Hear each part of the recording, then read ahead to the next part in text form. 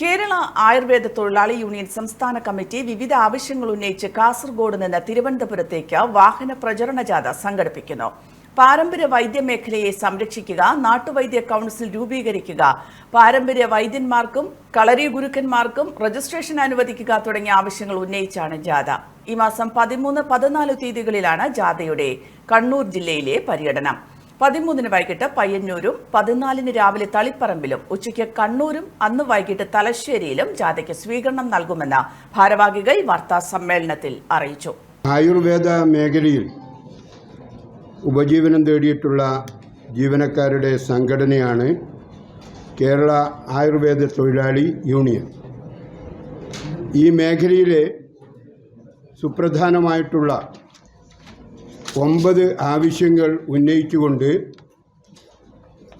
ഈ മാസം 20-ാം തീയതി സെക്രട്ടേറിയറ്റിലേക്ക് വലിയ ഒരു മാർച്ചും ധർണയും നടത്താൻ തീരുമാനിച്ചിരിക്കുകയാണ്.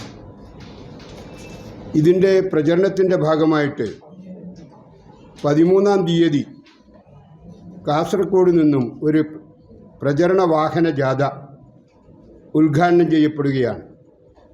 CITUവിൻ്റെ സംസ്ഥാന വൈസ് പ്രസിഡന്റുമാരിൽ ഒരാളായിട്ടുള്ള സഖാവ് കൂട്ടായി ബഷീറാണ് ഈ ജാഥ കാസർഗോഡ് ഉദ്ഘാടനം ചെയ്യുന്നത്. ഈ ജാഥ 19-ാം തീയതിയാണ് തിരുവനന്തപുരത്ത് സമാപിക്കുന്നത്. പിറ്റേത്തെ ദിവസമാണ് സെക്രട്ടേറിയറ്റ് മാർച്ചും ധർണയും നടത്തുന്നത്. ജാഥയുടെ ഈ ജില്ലയിൽ 4 ഇടങ്ങളിലാണ് സ്വീകരണം ഏർപ്പാട് ചെയ്തിട്ടുള്ളത്.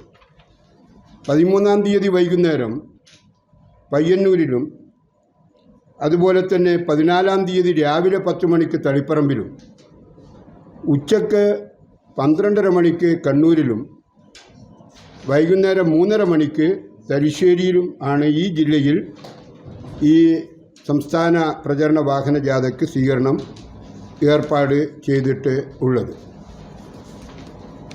ഇതുമായി ബന്ധപ്പെട്ടുകൊണ്ട് സംഘടന ഉയർത്തുന്ന പ്രധാനപ്പെട്ട മുദ്രാവാക്യങ്ങൾ: 1, ഈ പാരമ്പര്യ വൈദ്യമേഖലയെ സംരക്ഷിക്കാൻ ആവശ്യമായിട്ടുള്ള നടപടികൾ സ്വീകരിക്കണം എന്നുള്ളതാണ്.